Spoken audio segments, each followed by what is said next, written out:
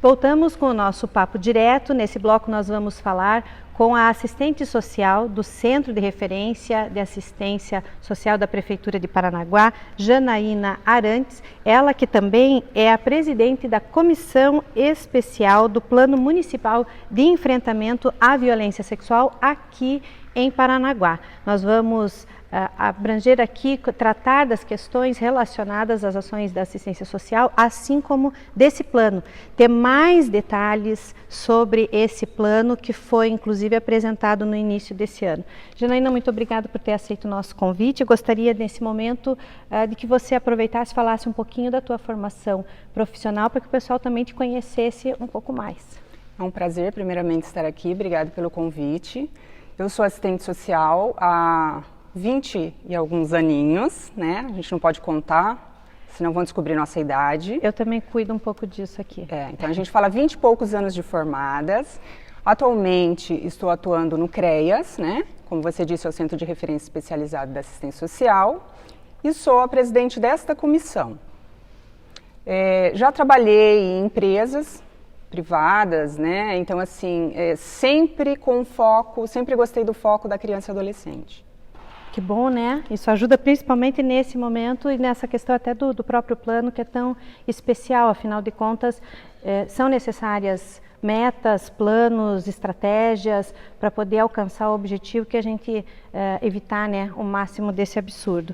Em 2019 foi feito o Plano Municipal então de Enfrentamento à Violência Sexual. Ele tem alguns eixos que eu gostaria que você pudesse explanar aqui, explicar para o pessoal que ainda não acompanhou ou de repente vai relembrar nesse momento, e com relação também a algumas metas até estabelecidas dentro de cada eixo, para que a gente possa poder perceber um pouquinho mais dessas ações que já estão previstas, né, e que estão colocadas e propostas para serem executadas no município.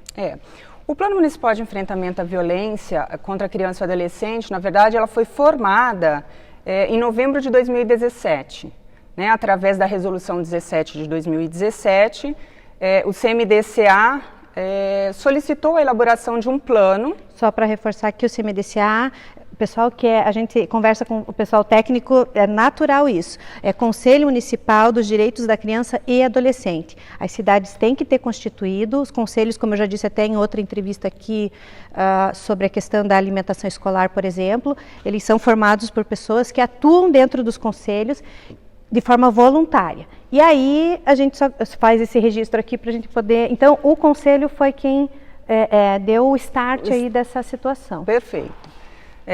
Então esse plano ele vem de encontro com o plano nacional, né? Nós temos o plano nacional, estadual, e aí os municípios são obrigados, vamos dizer assim, a elaborar o plano municipal.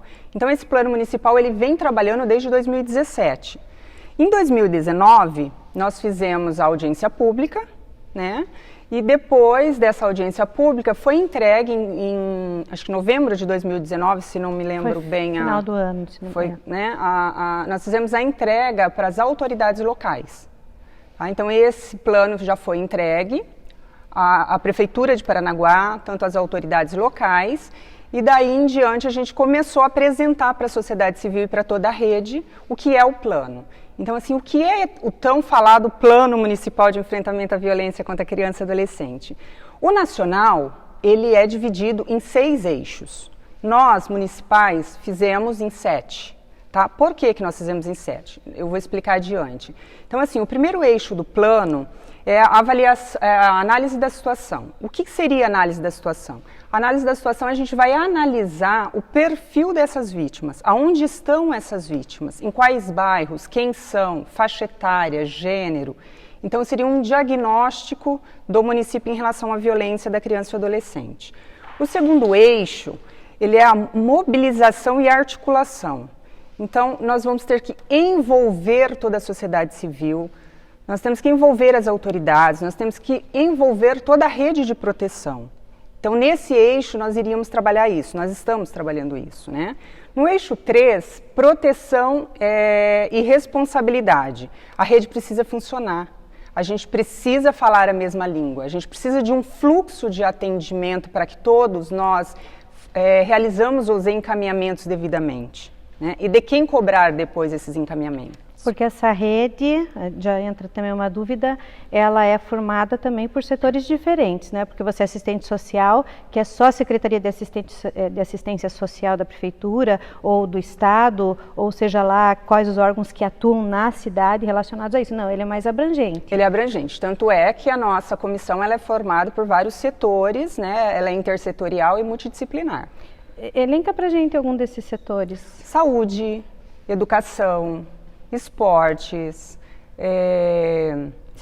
segurança, lares, né, Ministério Público, ótimo, o próprio Nucria, a delegacia, então assim, a vara da infância. Então é a questão de mobilização dessa rede mesmo. Mobilização Perfeito. da rede. Ótimo. Tá bom?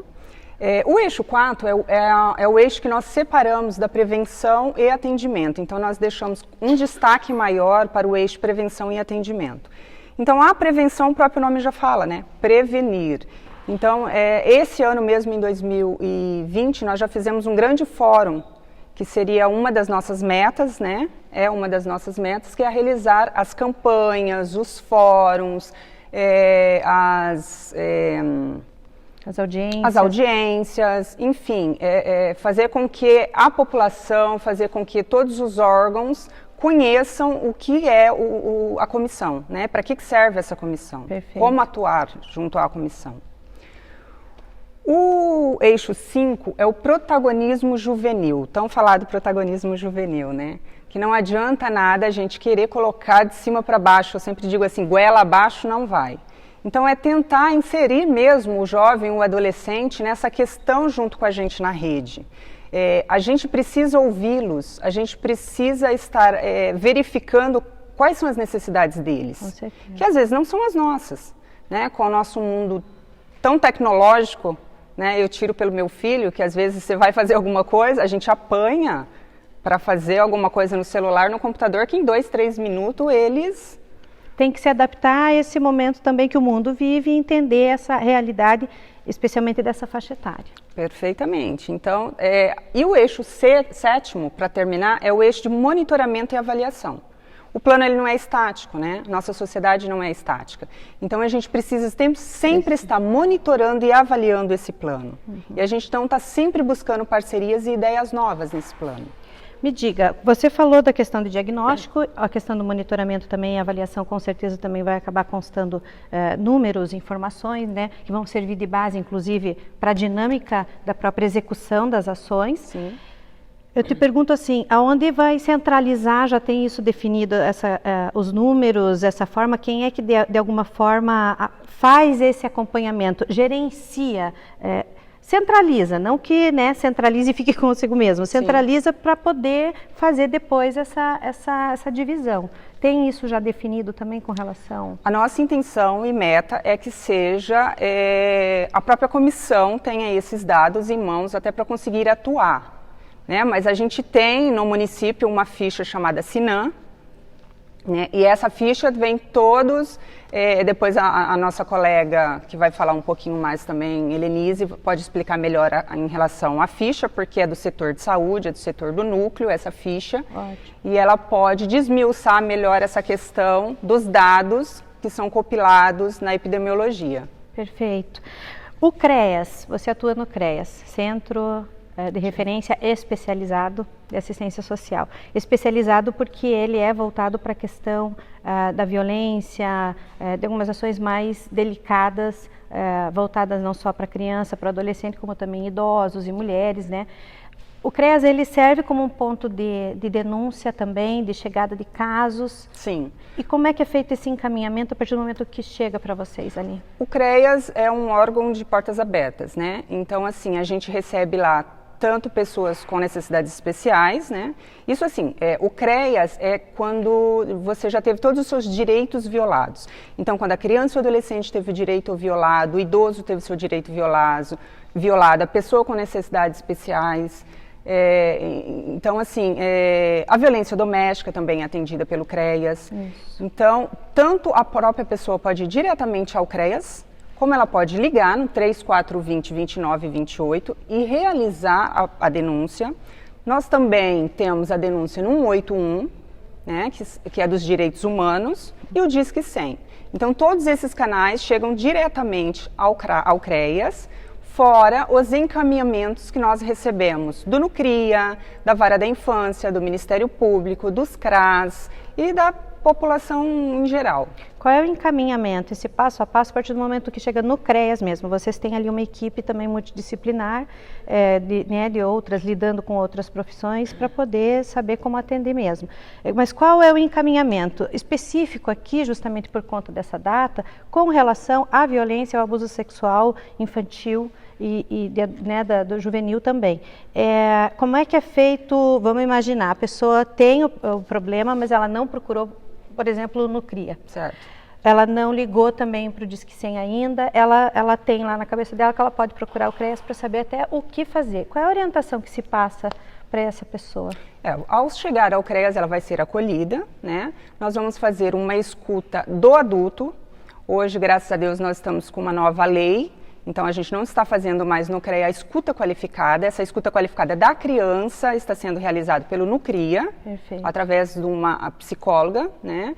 Então, assim, a gente faz o acolhimento, a gente escuta o adulto, a gente faz o encaminhamento para o NUCRIA para ser realizado o boletim de ocorrência, e a partir deste boletim de ocorrência, são duas coisas paralelas, né? Ela faz o boletim de ocorrência e a gente faz o acompanhamento familiar. Então, a gente vai fazer o acompanhamento psicológico com essa criança, e se a equipe achar que ela deve ter um acompanhamento psicológico com terapia, porque a gente não faz a terapia no CREAS, aí ela é encaminhada para a saúde para realizar isso. E, em contrapartida, a gente continua fazendo o acompanhamento familiar. Importante, né?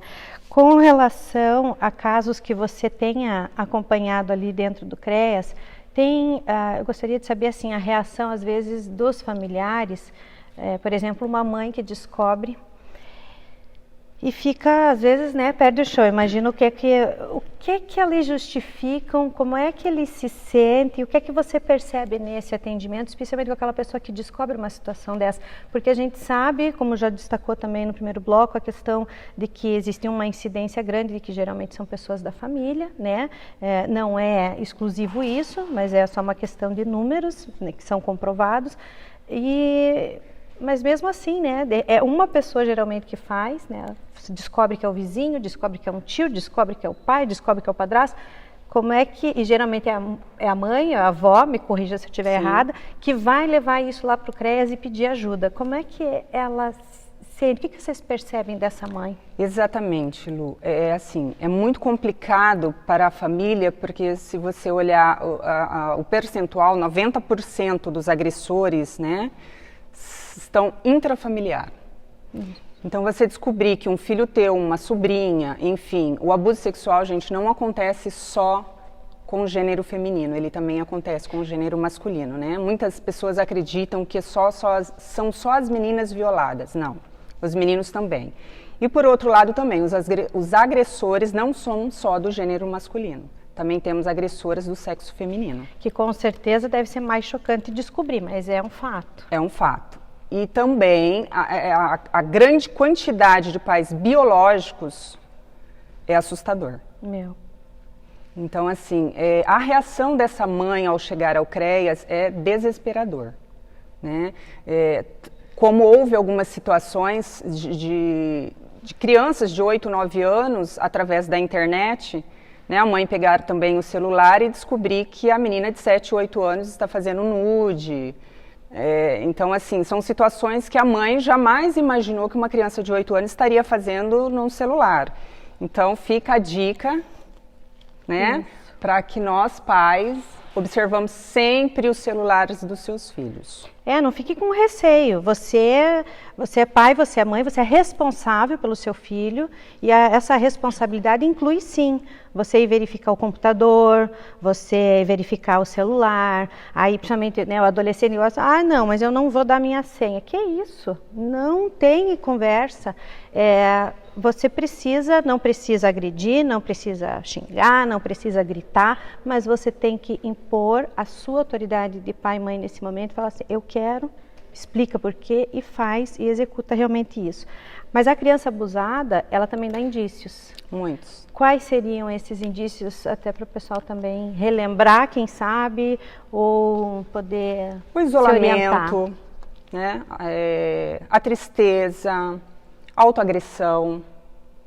Né? A autoagressão é muito típica assim, do adolescente que se autoagride e vá para a escola no verão.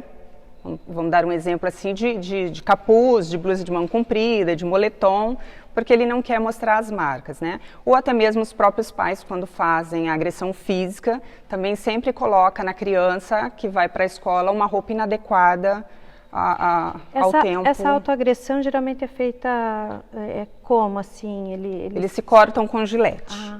Na maioria das vezes são cortes com giletes. Tá. Delicado. Né? De uma forma, ele está querendo chamar a atenção para aquele problema que ele não consegue lidar, então ele se autoagride. Autoestima muito baixa, ou aquela criança que ela é muito quieta, ou ela é muito agitada. A criança ela não tem mais um sono tranquilo, né? Ela tem muito pesadelos. Então, assim, são muitas formas, Lu, de está verificando que alguma coisa está errada com essa criança. E aí o direcionamento, de repente, é procurar o CREAS para poder verificar se realmente está acontecendo, ou pelo menos ter mais informações para saber como direcionar essa situação. Nosso bloco está terminando aqui, nosso tempo, nesse caso, a gente esgotou, mas eu gostaria que você pudesse deixar uma mensagem nesse dia em especial, programa, né, indo ao ar justamente hoje, quando é o Dia Nacional de Combate à Violência à Criança e ao Adolescente, para que as pessoas também possam saber, né, ou o que fazer, ou que alento ter, ou como direcionar toda a situação. Deixa a tua mensagem, que você imagina que você queira inclusive também esclarecer nesse momento e deixar de recado para toda a população de Paranaguá. Sim, eu gostaria, né, de pedir a todos os munícipes e região, né, não existe mais aquilo que briga de marido e mulher ninguém mete a colher, e não existe dizer que o problema do vizinho é do vizinho. Então, se você está ouvindo uma criança chorando, se você acredita que ela está sendo abusada, se você suspeita, você não precisa ter a obrigação de saber se realmente está acontecendo ou não. Não omita. A omissão também é crime. Né? Aquela pessoa que sabe que está acontecendo alguma coisa, que a criança está sendo abusada e não faz essa denúncia, também está cometendo um crime. Então, denuncie. Né? Nós temos vários canais de denúncia no município. Nós temos o Conselho Tutelar, no 3420-2905. Nós temos o CREAS, 3420-2928. Nós temos o NUCRIA, que é a Delegacia de Crimes contra a Criança e Adolescente, no 3423-9323. Esqueci mais alguém? Nós temos o Disque 100 e o 181. Perfeito. Eu agradeço mais uma vez. A gente encerra esse bloco por aqui, mas espera mais um pouquinho, porque a gente tem mais informações sobre as ações, as questões desenvolvidas aqui em Paranaguá com relação ao combate à exploração sexual de crianças e adolescentes. A gente volta já.